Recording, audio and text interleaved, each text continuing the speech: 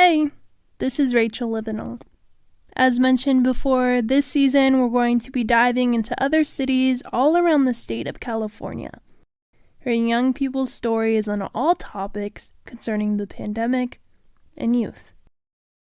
Today, we travel far south into the desert of Coachella Valley and hear about an occupation that many locals take seriously: farm working. You're listening to COVID-18, a podcast that explores young people's experiences during the pandemic.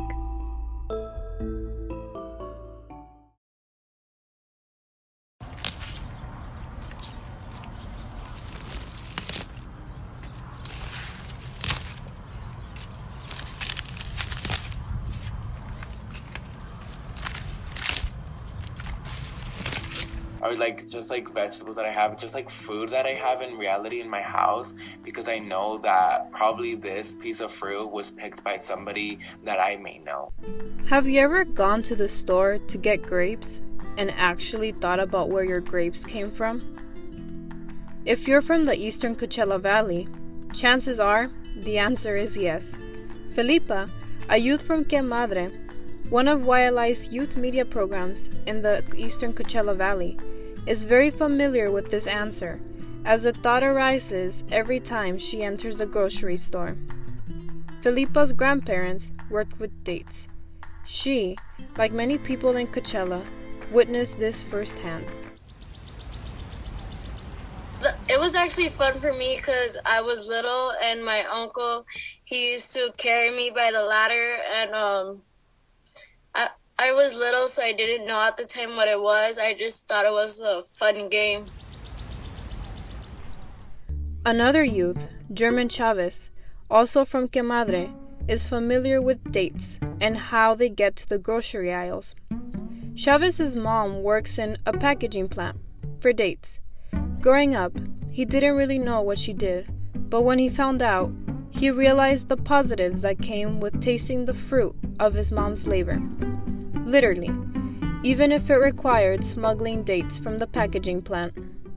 It really made me appreciate, sometimes she tries to sneak in some, I don't even know if I'm allowed to say this, but she sometimes sneaks dates, because I feel like an obsession with dates. Oh, you so, like them? That's interesting. Yeah, they're really good.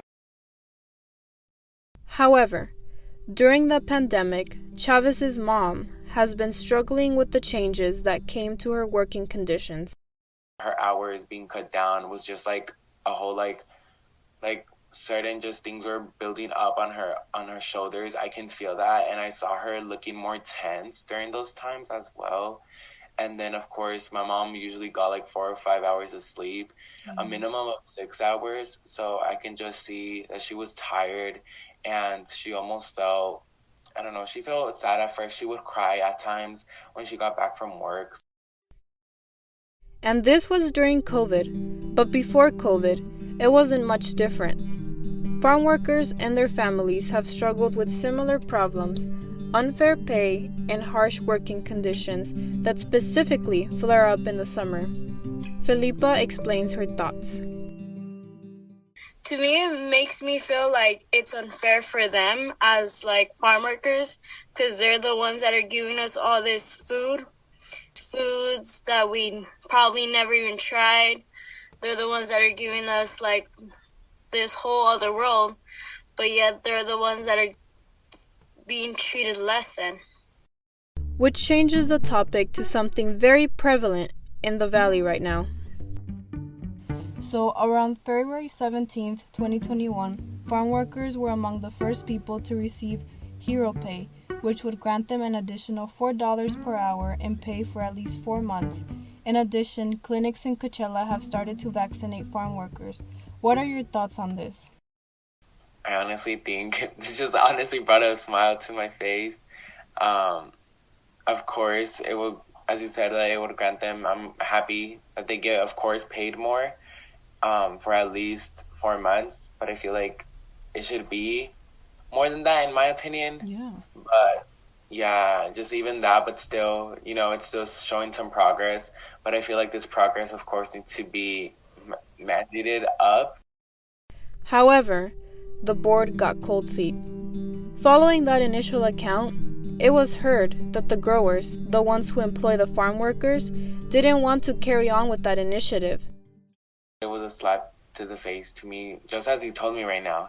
And it's just something that it's just so crazy how our world can be like this in a way where now everything is based on the media, and whether you do something good or bad, sometimes the good, you just literally can post something that you did, but do you really advocate for that issue? Or do you stand by it, or do you really want it to be, motioned to approve, or do you just want it because you want to seem like this amazing person who does so much for the community? The same goes for labeling farm workers as essential. It's something that honestly is just so, of course, devastating as well, because they do, again, as I mentioned before, they do so much for us, and they don't get as much recognition as they deserve, and for the work that they do, for the hours that they put in. And then, of course, just to get minimum wage each day, and for them to sometimes suffer to at least have food on their dinner plates for their family. This latest generation is tired for the older generation. I've never seen a farm worker speak about this certain issue. And of course, it's good that, we have their back in a way.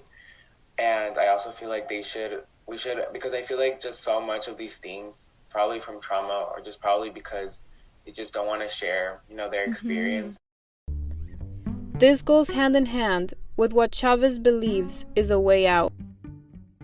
There's multiple ways that we can advocate for better treatment of farm workers, but especially the youth, in my opinion, since we are, of course, the next change in the world. And Gen Z members, of course, and just anyone in general, I feel like there's so much more that we can do. Of course, first, always is educate ourselves. Because these farm workers have done a lot more than just pick and package fruit, Felipa speaks of her infectious desire she has gathered from her farm working family, and how this has encouraged her to pursue an education that also serves her community. Well, my parents have inspired me so much. They keep pushing me to my limits, and they keep wanting me to do my best in school or in life. So I think they benefited me a lot in my life. And for my future, I want to become a neurologist to help kids with disabilities, where they don't have to go through the same things that I went through. To the Coachella Valley, farm workers are known, but to others, it's barely a thought. When it comes to potential stereotyping, Felipa believes, just don't take them for granted. Like, just because they look and they're doing something that we don't ordinarily see, you should never judge a book by its cover. This is Vianey Holguin, signing off from Que Madre, located in Coachella, California.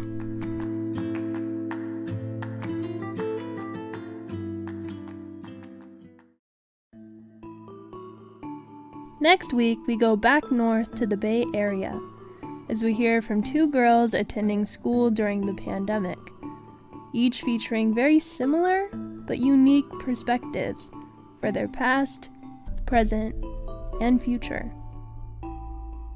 This is a production of Que Madre and Youth Leadership Institute. I'm your host, Rachel Livenall.